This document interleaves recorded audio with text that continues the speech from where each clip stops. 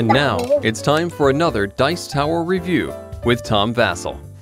Hey guys, today we're going to take a quick look at Wave 3 of Star Trek Attack Wing. This is another ship for the Dominion faction, Romulans, Klingons, and the Federation, which brings us up to, I believe there are five different ships for each of the factions, except I believe the Dominion only has 4 different ships now at this point.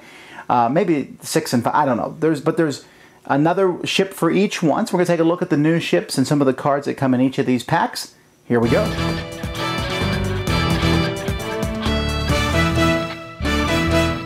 So here's all the cards and the ships that come in the set. Actually, there's a whole pile of other stuff, tokens. In fact, I love these little minefields that come in the Romulan set. They just look pretty cool. They come with a scenario there. Each one of these sets, as usual, comes with another scenario. And although I don't know at this rate that I'm ever going to catch up on the scenarios from these, but it's cool that there's this many scenarios that exist. So let's take a look at the ships. First, we'll look at the Federation Nova class ship.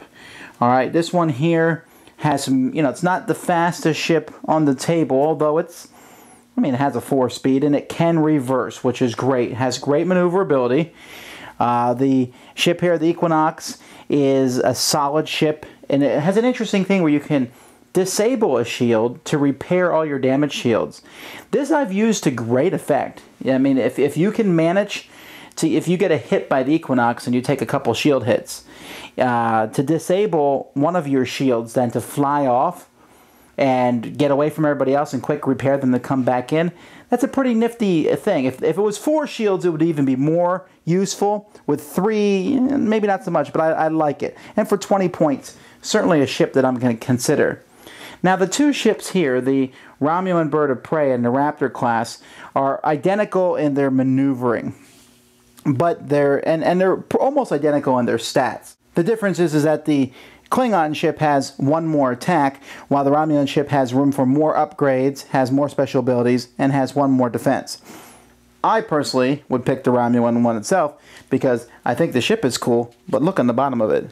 Woo! See that bird of prey there? That's cool. This is probably my favorite Romulan ship model so far.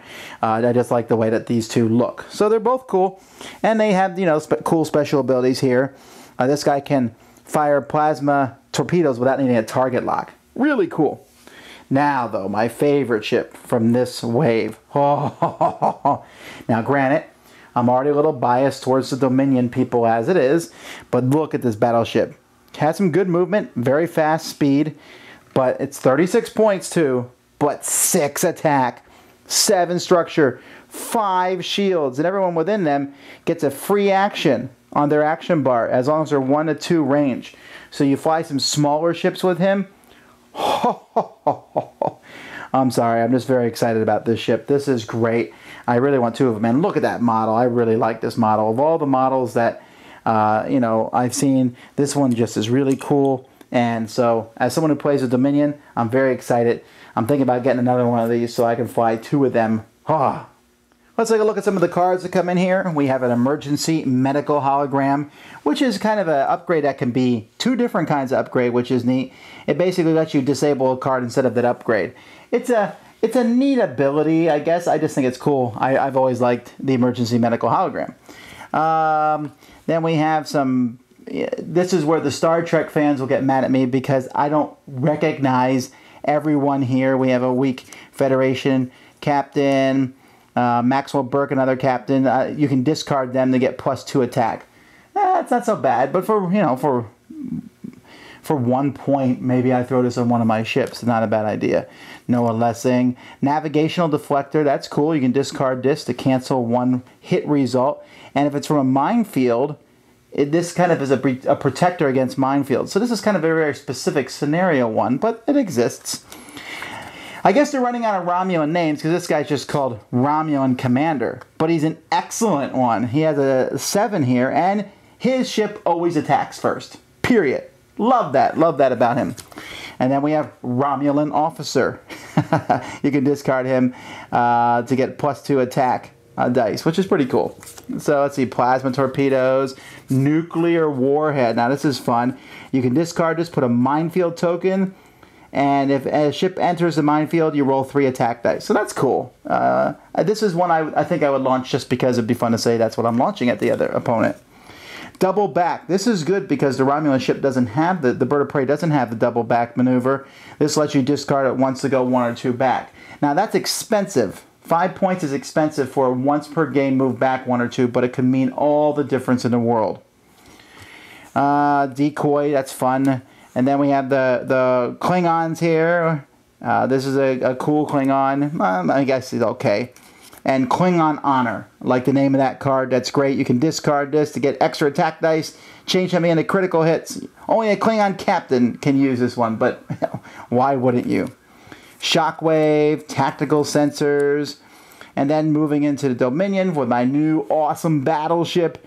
Who am I going to use? This one guy adds 2 upgrades. He's a 7 captain, and each upgrade is -1 each. You can bet that I'm going to certainly consider putting him in this battleship and coming and blowing up Kirk and Picard because I'm getting tired of those guys blowing me up.